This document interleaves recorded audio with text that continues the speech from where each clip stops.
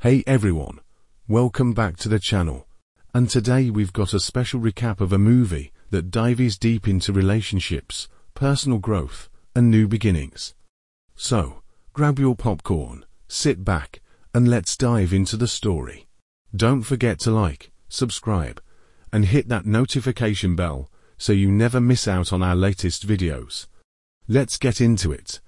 The movie begins on a quiet, introspective note.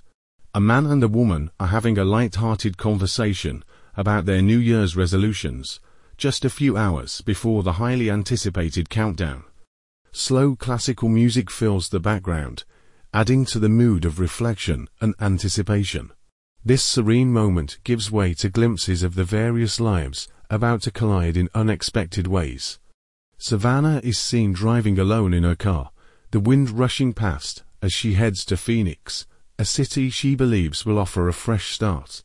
With a voice full of sarcasm and a touch of bitterness, she mutters to herself, "The men in Denver are all dead," as she reflects on her past relationships. Her eyes glaze over as she imagines better prospects in her new city.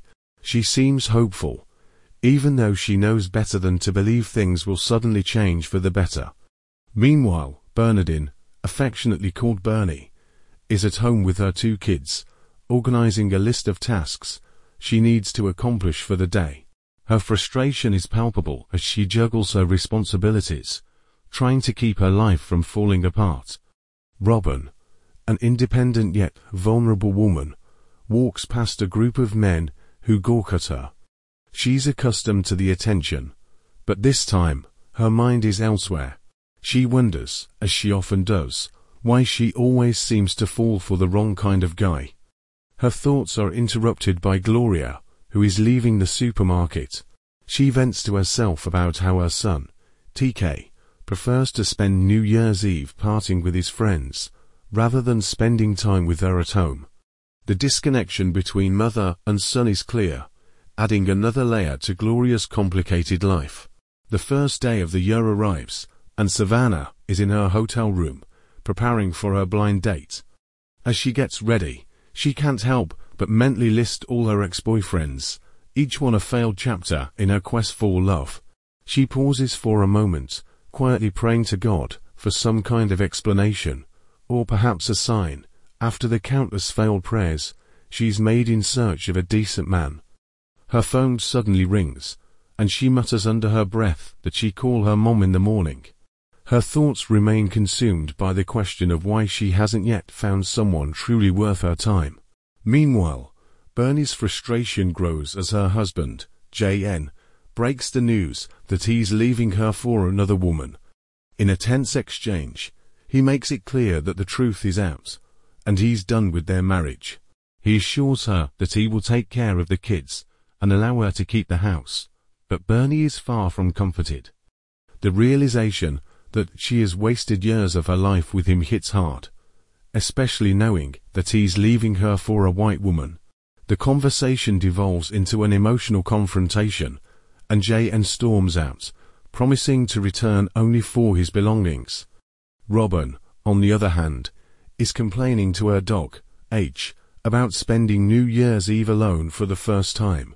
Her mind drifts back to her married ex, who struggled with smoking, a problem that ultimately ended their relationship. She feels the weight of her choices and the painful reality of being his mistress, despite her best efforts to move on. Savannah arrives at the venue for her blind date, but the moment she walks in, she feels the judgment of the group of friends gathered around her. Gossip swirls in the air, and it's not long before she decides to leave, her discomfort obvious. As she walks out, Lionel, her date, approaches her from behind and asks her to dance. Despite the awkwardness of the situation, they engage in an intimate dance. She exhales a sigh of relief, thanking God for this small reprieve, even if it's fleeting. Just as she starts to relax, Lionel's friend, Denise, bursts onto the scene, making it clear that she has a much deeper relationship with Lionel than he's letting on. Savannah, feeling betrayed, abruptly leaves the scene. At a hair salon, Gloria and Robin are chatting when they hear about the latest gossip. John, Bernie's husband, left her for a younger white woman. Gloria shares the details with Robin, and it's clear Bernie is spiraling. At home, Bernie listens to a voice message from her friends, trying to console her, but it only makes her more upset. She walks through her house in a daze, angrily destroying things and screaming about the years she's wasted with John. Eventually, she grabs his clothes, tosses them in his car, and burns them all in a cathartic release of emotion. She returns to the house, defeated, but determined to take control of her life, lighting a cigarette as she reflects on her broken marriage. Meanwhile, Robin is waiting in lingerie for Michael, a colleague she's tried to avoid getting involved with. She knows he's the complete opposite of Russell, the man she's trying to forget, but she convinces herself to push past her reservations. They share an awkward and uncomfortable moment in bed, and Michael asks Robin what she really wants from a man. She replies that she wants it all, but Michael tells her that he's already found what he wants. Their intimate moment quickly turns into an awkward one, and Robin is left questioning what she truly desires. Savannah decides to visit Bernie, and the two women share a quiet moment while watching Bernie's wedding day video. It's a reminder of the life they once had, and over a glass of wine, they discuss their complicated feelings about their current relationships. In her home, Gloria hopes David, a man from her past, will spend New Year's Eve with her. But when David hesitates and finally reveals he is homosexual, Gloria's world is shaken. The truth is a tough pill for her to swallow. Meanwhile, Bernie is still reeling from John's departure. She spends the day with her kids, trying to keep herself distracted by selling his things. Savannah, however, is struggling to make her relationship with Lionel work. She's repulsed by him in every way except for his physical appearance, which turns out to be a mistake, as their encounter in his office turns out to be another disappointment. John confronts Bernie, taunting her with his new life and withdrawing money from their bank account. He offers her $300,000 and demands that she sell the house. The tension is palpable as Bernie threatens John, warning him that, if he ever allows his new girlfriend to get close to her kids, he will regret it for the rest of his life. Robin finds herself in an uncomfortable situation with Troy, a heavy smoker she's known for only a few days.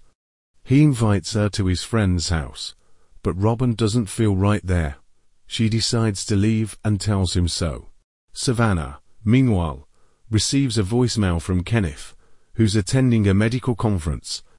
Her mom encourages her to give him another chance, despite his being married.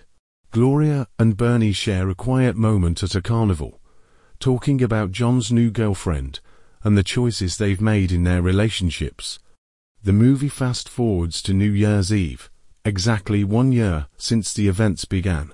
The women gather on a beach for a campfire, dancing, laughing, and celebrating the new year with joy. The countdown begins, and fireworks explode in the sky, signaling the beginning of a fresh chapter in their lives. The soft music fills the air as they embrace the future, surrounded by warmth, friendship, and hope. And that's a wrap on our movie recap. What did you think of the journey these characters went through? Were you rooting for them to find love and happiness? Drop your thoughts in the comments below. We love hearing from you. Don't forget to like this video if you enjoyed the recap. And if you want more content like this, make sure to subscribe and ring that notification bell so you never miss out on any of our future videos. Thanks for watching, and we'll see you in the next one. Happy New Year!